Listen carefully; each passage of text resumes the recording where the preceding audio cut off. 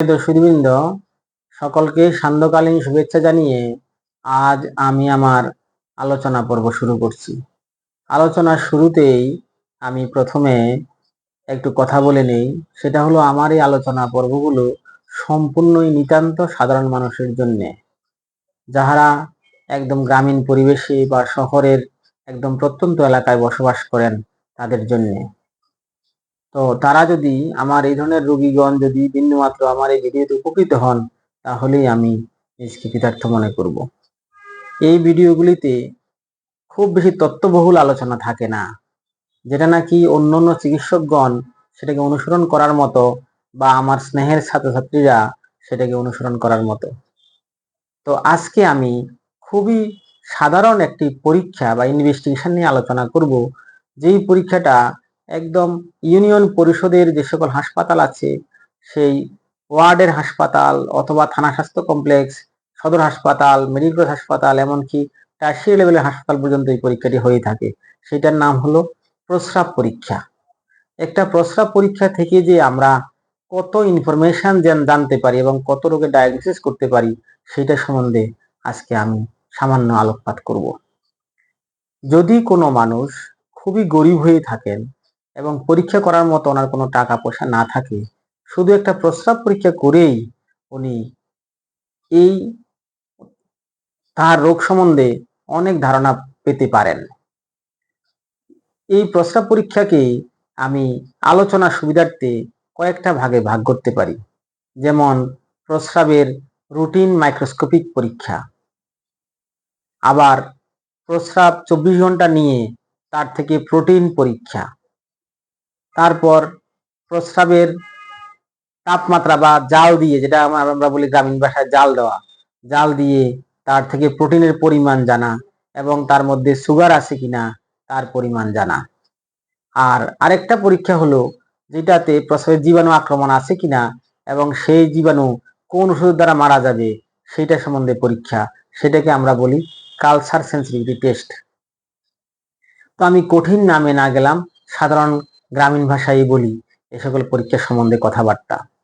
তো এই সকল পরীক্ষা, প্রত্যেকটা পরীক্ষার অনেক ইনফরমেটিভ ব্যাপার আছে, কিন্তু আমি অত বেশি ইনফরমেশনে যাব না, সাধারণ মানুষের জন্য কিছু কথাবার্তা বলবো।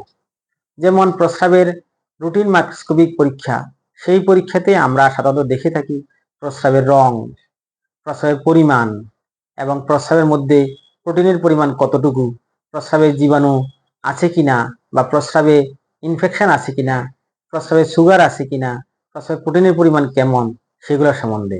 যেমন যদি প্রস্রাবের কালার যদি ঘোলাটে হয়, তাহলে আমরা মনে করি যে সেখানে ইনফেকশন থাকতে পারে।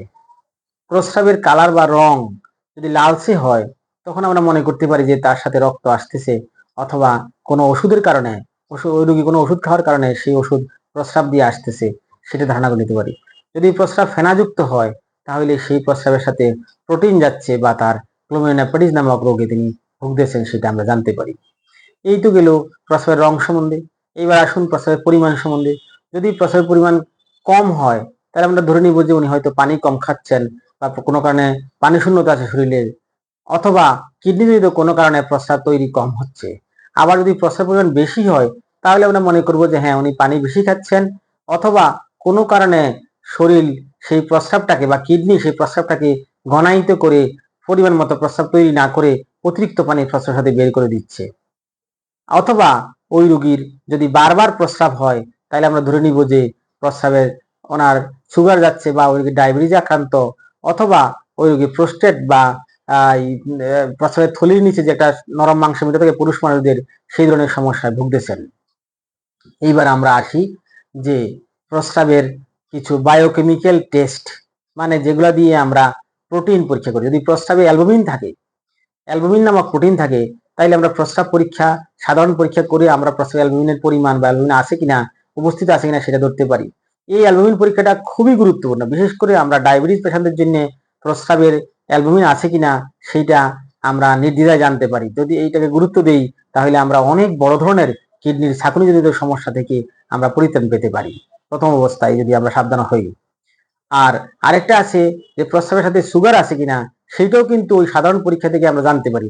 যে সকল রোগীগণ ডায়াবেটিস রক্তের পরীক্ষা করার মতো টাকা নাই, বা তারা ওই ধরনের পরীক্ষা যেতে পারেন না, তাদের জন্য একটা সাধারণ প্রস্রাব পরীক্ষায় কিন্তু রোগীর ডায়াবেটিস আছে কিনা, থাকলে কি পরিমাণ আছে, প্রস্রাবের রং দেখে আমরা সেটা বুঝতে পারি। এইবার আসেন প্রস্রাবের মাইক্রোস্কোপিক পরীক্ষা বা আণুবীক্ষণিক পরীক্ষা। সেই পরীক্ষায় আমরা জানতে পারি যে প্রস্রাবে ইনফেকশন আছে, যদি ইনফেকশন থাকে তাহলে প্রস্রাবে পাস সেল থাকবে, আর যদি রক্ত আসে তাহলে আরবিসি থাকবে। আর এছাড়াও আমরা প্রস্রাবের মধ্যে আরো জানতে পারি যে প্রস্রাবে ওই রোগীর কিডনিতে বা প্রস্রাব রাস্তায় পাথর হবে কিনা বা পাথর আছে কিনা, অথবা রোগীর ছাঁকনিজনিত সমস্যা আছে কিনা, বা রোগীর সাময়িক বা দীর্ঘমেয়াদী কিডনিজনিত সমস্যায় ভুগতেছেন কিনা, সেটাও আমরা প্রস্রাব পরীক্ষার মধ্যে জানতে পারি। এটা রুটিন পরীক্ষার কথা বলেছিলাম। এইবার আসেন যেটা বললাম যে প্রস্রাবে জাল দেওয়া, সেই জাল দেওয়া দিয়ে আমরা বুঝতে পারি যে প্রস্রাবের মধ্যে প্রোটিন কেমন যাচ্ছে। আমরা প্রায় শুনি যে কোনো একটা বাচ্চা রোগী সে ডাক্তারের কাছে গিয়েছে, চিকিৎসা নিয়েছে, তার বাবা মা তারপর আসার সময় বলে দিয়েছে যে আপনি তার প্রস্রাব জাল দিয়ে দেখবেন সেটা ঘোলাটে হয় কিনা বা শক্ত হয়ে যায় কিনা, হয়ে গেলে বুঝবেন যে রোগটা এখনো আছে বা রোগটার প্রাদুর্ভাব এখনো চলতেছে। তো সেইটা আমরা নিজেরাও করতে পারি যে প্রস্রাব যদি আমরা জাল দেই, সাধারণ প্রস্রাব কিন্তু জাল দিলে ঘোলাটে হবে না, যেমন আছে তেমনই থাকবে। কিন্তু যদি এর মধ্যে প্রোটিন থাকে তাহলে সেটা কিন্তু ঘোলাটে হয়ে যাবে, এমনকি শক্ত হয়ে যাবে। কেন? কারণ প্রোটিন তাপমাত্রায় শক্ত হয়ে যায়, যেটা নাকি ডিমের তরল ডিম সেটা সিদ্ধ করলে শক্ত হয়ে যায়, সেই থেকে আমরা প্রোটিনের শক্ত ভাবটা বুঝতে পারি তাপমাত্রার ফলে। এইবার আমরা আসবো যে ডায়াবেটিসের পরীক্ষা। দেখেন ডায়াবেটিস পরীক্ষা করতে গেলেও আমরা সেম ভাবে আমরা তাপমাত্রা দিয়ে একটা ওষুধ মিশ্রিত করে, যেটা নাকি খুব ব্যয়বহুল না, আমরা ডায়াবেটিস টেস্ট করতে পারি। আচ্ছা, এইবার আসেন যে আমরা প্রস্রাবের যেই ইয়ে আছে মানে জীবাণু আছে কিনা সেটা কিভাবে বুঝবো। সেটা অবশ্য একটু জটিল পরীক্ষা, সেটা হয়তো সব ল্যাবরেটরিতে নাও হইতে পারে, কিন্তু সেই প্রস্রাব, এটা বলে culture sensitivity test. Culture sensitivity test করে আমরা জানতে পারি যে প্রস্রাবে জীবাণু আক্রমণ আছে কিনা, এবং সেই জীবাণু কোন ওষুধের দ্বারা মারা যাবে বা কোন অ্যান্টিবায়োটিক দ্বারা সেটা মারা যাবে এবং অ্যান্টিবায়োটিক দ্বারা নির্মূল হবে, সেটাকে বলা হয় কালচার এন্ড সেন্সিটিভিটি টেস্ট। তো আজকে প্রস্রাব পরীক্ষার সাধারণ বিষয় নিয়ে আমরা আলোচনা করলাম। সেই আলোচনা আশা করি জনসাধারণের জন্য বা সাধারণ মানুষের জন্য একটু উপকৃত হবে। যদি উপকৃত হন তারা, তাহলে আমি আমাকে কৃতার্থ মনে করব। এই আলোচনা এখানেই সমাপ্ত রাখলাম। সবাইকে শুভরাত্রি।